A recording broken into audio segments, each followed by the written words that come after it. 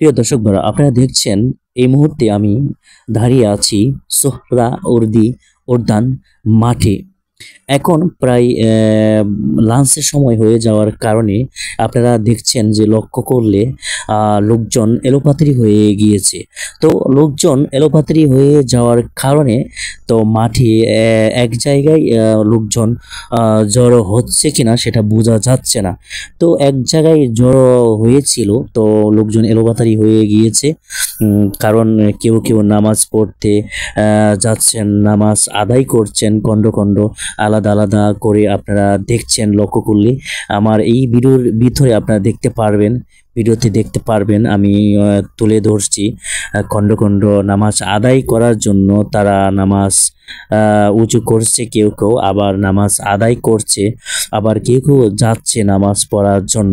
এছাড়াও আমি যে লক্ষ্য করলে যে দেখতে পারছি আপনার বাহির থেকে গেট দিয়ে মাঠের ভিতরে ঢুকছে ছোট ছোট বড় বড় মিছিল নিয়ে। এছাড়াও আপনারা দেখছেন যে মাঠ থেকেও তারা বের হচ্ছে, কেউ কেউ রেস্ট নিচ্ছে, কেউ কেউ লাঞ্চের খাবার খাচ্ছে, নামাজ আদায় করছে।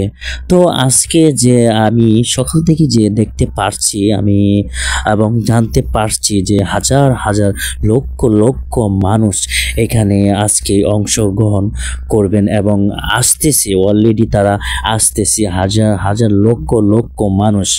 আজকে প্রায় যে যতটুকু জানা গেছে প্রায় কোটি মানুষের কম হবে না।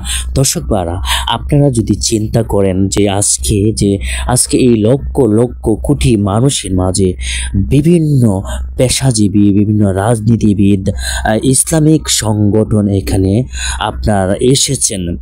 তাছাড়াও আজকে অনেকেই নিজ নিজ নিজ জায়গা থেকে আপনারা যদি লক্ষ্য করেন তারা ব্যানার পোস্টার নিয়ে এসেছেন।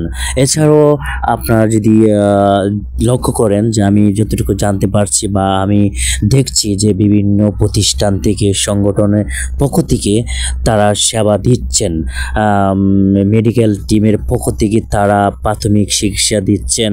এছাড়াও আপনার যে অ্যাম্বুলেন্স এখানে রাখা আছে, যদি কেউ ইমার্জেন্সি অসুস্থ হয়ে যায় তাকে ইমিডিয়েট হাসপাতালে নিয়ে যাওয়া হবে।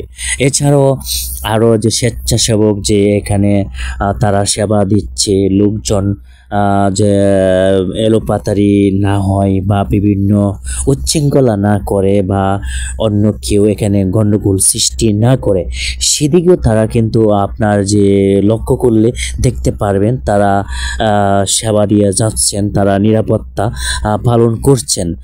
এছাড়াও আরও বিভিন্ন আইনি প্রশাসন আছে, যে র্যাব, সেনাবাহিনী, আপনার এই র্যাব, সেনাবাহিনী, পুলিশ, ডিবি, বিডিআর, আনসার।